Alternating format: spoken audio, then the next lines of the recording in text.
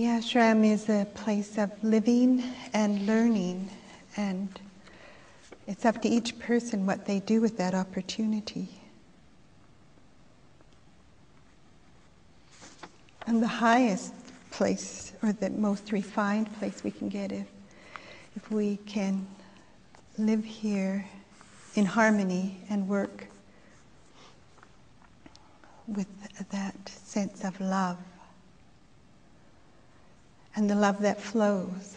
And so the work flows and the light flows. So we have a lot of ways to be here, and a lot of things to help us in our stay here.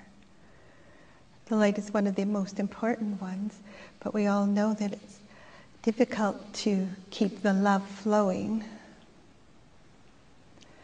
And then we get upset or guilty because it's not flowing. And then we start to justify, make excuses, and make ourselves feel bad, and then everything gets more confused.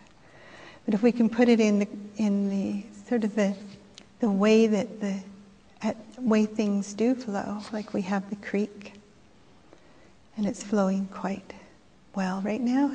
There's lots of rocks and even logs and twigs and debris and banks and things that it has to flow over to get to the lake.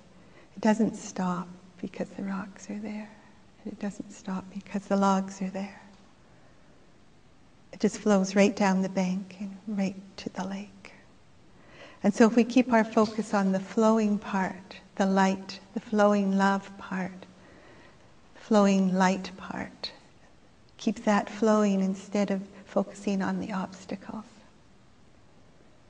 then things are more harmonious. And we learn to communicate in that way.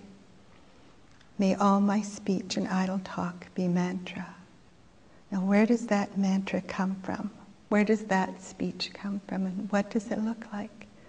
And how does it create harmony in a time when we're working on change and transition? So if we get into that confused state because we think we've done something wrong, I've just been thinking of pulling back and seeing ourselves as a speck in the cosmos.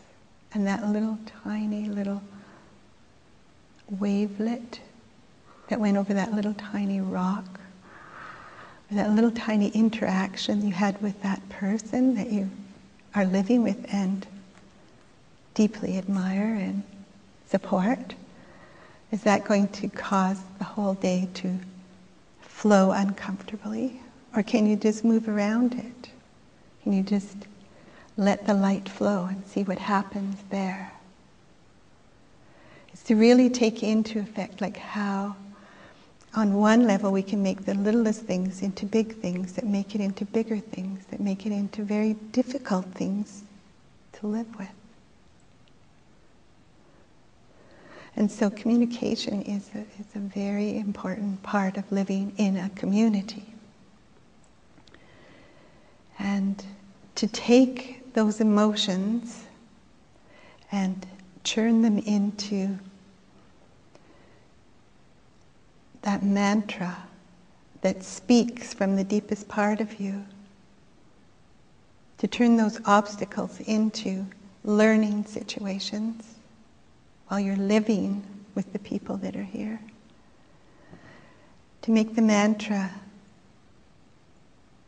refine those emotions so that we have those emotions that are, we know they're there.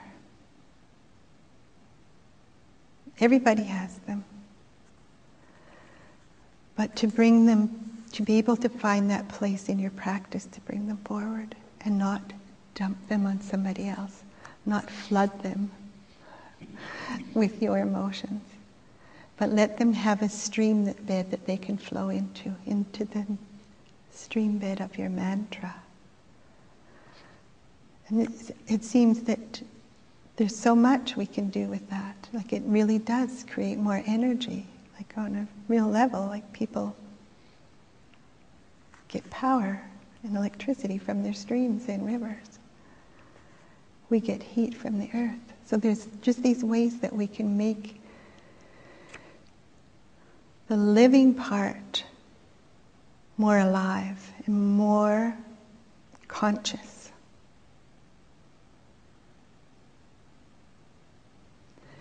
And then to realize that in that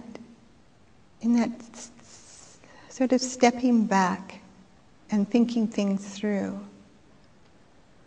the speech comes out clearer. Taking time to do the mantra, the speech comes out clearer. Taking time and the patience with someone, to learn that kind of patience that doesn't need to happen right away. You can take some time and not react.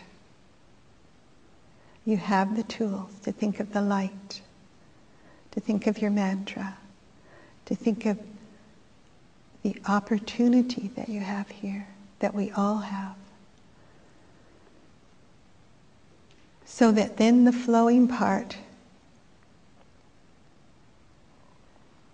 becomes very musical, very delightful, like the sound of the creek rushing to the lake, like we would be rushing to the divine.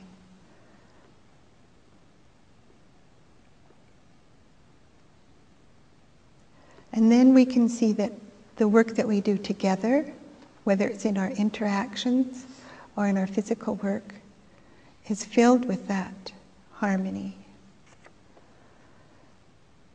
And then the work becomes love in action.